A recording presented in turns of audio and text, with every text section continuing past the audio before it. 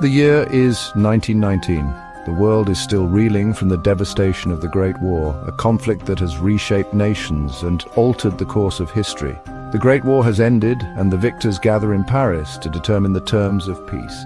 Leaders from around the globe converge to negotiate the future of a war-torn world. The Treaty of Versailles, signed on June 28, 1919, becomes the embodiment of their judgment. It is a document that will shape the geopolitical landscape for decades to come. It is a document steeped in retribution, designed to cripple Germany and prevent its resurgence as a military power. The terms are harsh and unforgiving. Germany is stripped of its colonies, its territory dismembered, its military reduced. The once mighty empire is left vulnerable and humiliated. The once proud nation is forced to accept sole responsibility for the war, enshrined in the infamous Article 231, the War Guilt Clause. This clause is a bitter pill for Germany to swallow. This clause fuels a deep-seated resentment that will fester in the years to come.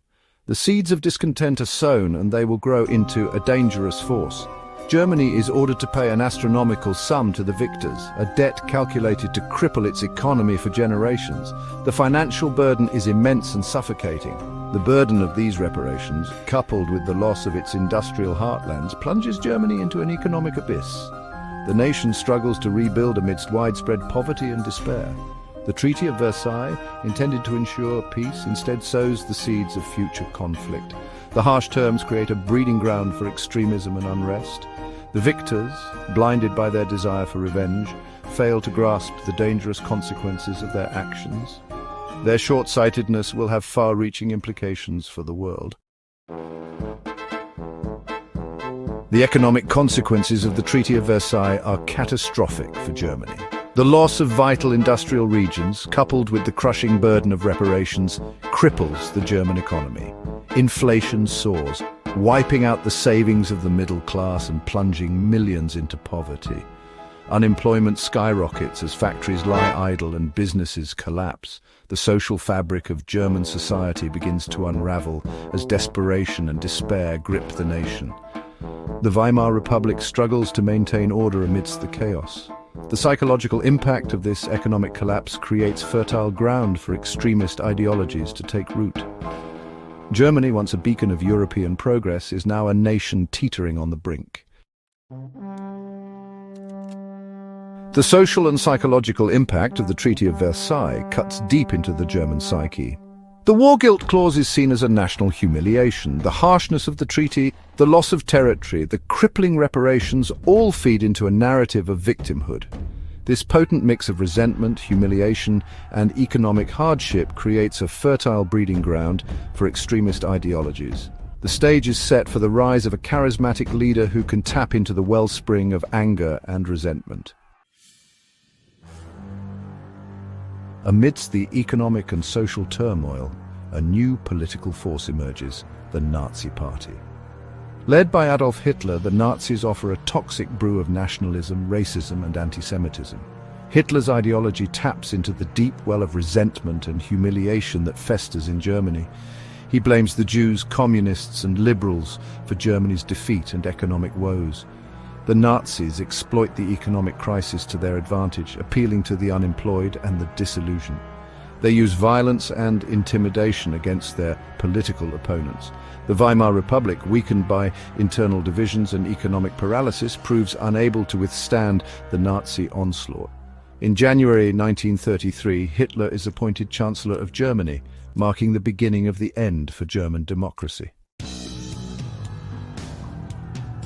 Once in power, Hitler moves quickly to consolidate his grip on Germany, wasting no time in transforming the political landscape. He dismantles democratic institutions, bans opposition parties, and establishes a totalitarian state. The Nazi regime uses propaganda and fear to control the populace. He rebuilds the German military in flagrant violation of the Treaty of Versailles and begins to pursue an aggressive foreign policy.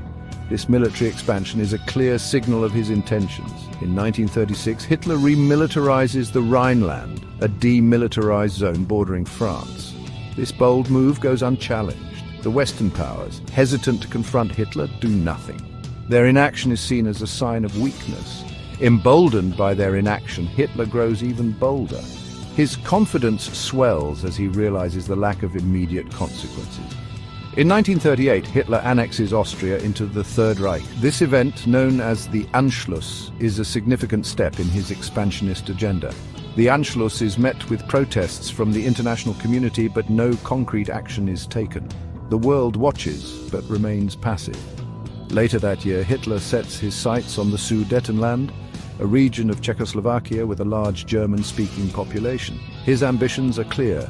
The Western powers agree to Hitler's demands at the Munich conference in a desperate attempt to avert another war. This policy of appeasement is controversial. The policy of appeasement only serves to embolden Hitler, further fueling his ambitions for conquest. His aggressive moves set the stage for the coming conflict.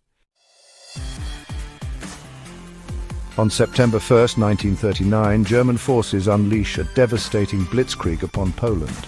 This act of unprovoked aggression shatters the fragile peace in Europe. World War II has begun. The invasion of Poland is the culmination of Hitler's expansionist ambitions and the failure of the Western powers to curb his aggression. Despite fierce resistance from the Polish army, Warsaw falls within a month. The country is carved up between Germany and the Soviet Union.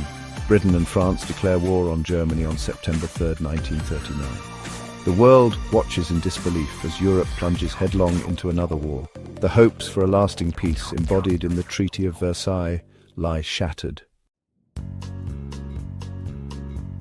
World War II, a conflict that would claim the lives of tens of millions, was not an inevitable tragedy. It was a catastrophic event that could have been prevented with different decisions and actions. It was the culmination of a series of interconnected events, many of which can be traced back to the flawed peace that followed World War I. The decisions made in the aftermath of the Great War set the stage for future conflicts. The Treaty of Versailles, while understandable in its desire to punish Germany, failed to address the underlying causes of the conflict. Instead of fostering lasting peace, it sowed the seeds of future